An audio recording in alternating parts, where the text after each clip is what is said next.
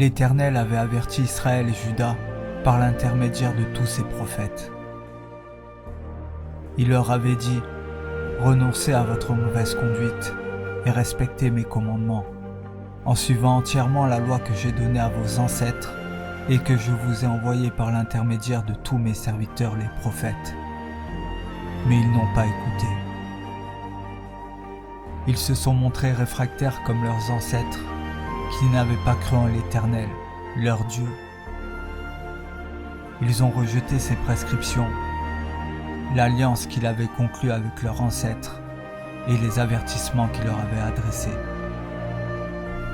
Ils ont suivi des idoles sans consistance, au point de perdre eux-mêmes toute consistance.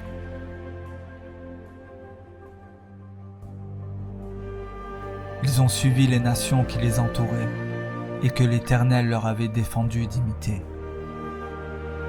Ils ont abandonné tous les commandements de l'Éternel, leur Dieu. Ils se sont fait des veaux en métal fondu. Ils ont fabriqué des poteaux d'Astarté. Ils se sont prosternés devant tous les corps célestes et ont servi les Baals. Ils ont fait passer leurs fils et leurs filles par le feu. Ils ont pratiqué la divination et la magie. Cette parole adressée contre Israël et Juda explique à elle seule comment une partie du peuple s'est comportée envers son Dieu,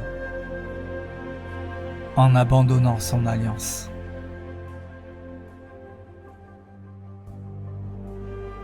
Car après la fin des déportations et le retour à Jérusalem, la ville était devenue un haut lieu de prostitution, comme le prophète Ésaïe l'annonce. Comment la ville fidèle est devenue une prostituée?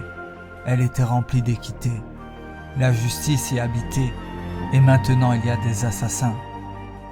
Ton argent s'est changé en impureté, ton vin a été coupé d'eau, tes chefs sont des rebelles et sont complices des voleurs. Ils aiment tous les pots de vin et courent après les récompenses. Ils ne font pas droit à l'orphelin, et la cause de la veuve ne les touche pas.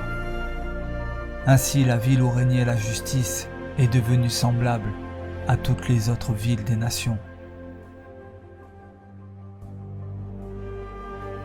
Des villes où l'on ne consultait pas le Dieu d'Israël.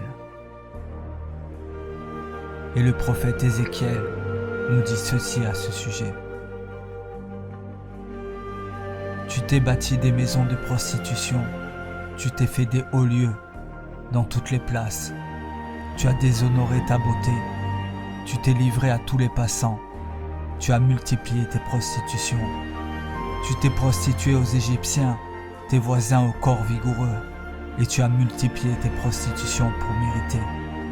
Et voici, j'ai étendu ma main contre toi. J'ai diminué la part que je t'avais assignée. Je t'ai livré à la volonté de tes ennemis, les filles des Philistins, qui ont rougi de ta conduite criminelle. Tu t'es prostitué aux Assyriens, parce que tu n'étais pas rassasié. Tu t'es prostitué à eux, et tu n'as pas encore été rassasié. Quelle faiblesse de cœur tu as eue, dit le Seigneur, en faisant toutes ces choses, qui sont l'œuvre d'une maîtresse prostituée. Ainsi comme nous pouvons l'entendre de la part du prophète Ézéchiel, la prostitution aux dieux étrangers s'était répandue à un tel point à Jérusalem qu'elle recouvrait l'entièreté du pays.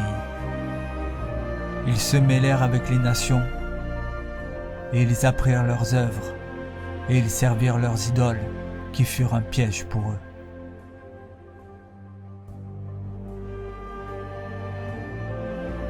Et comme la peste est contagieuse et s'attrape au contact d'autres personnes, cela en fut de même pour le peuple d'Israël, avec les idoles et les croyances des autres nations.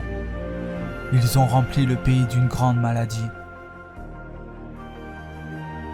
en s'attachant aux choses impures et occultes des autres peuples. Et cela fut un jugement contre eux-mêmes. Ce fut le temps de la peste.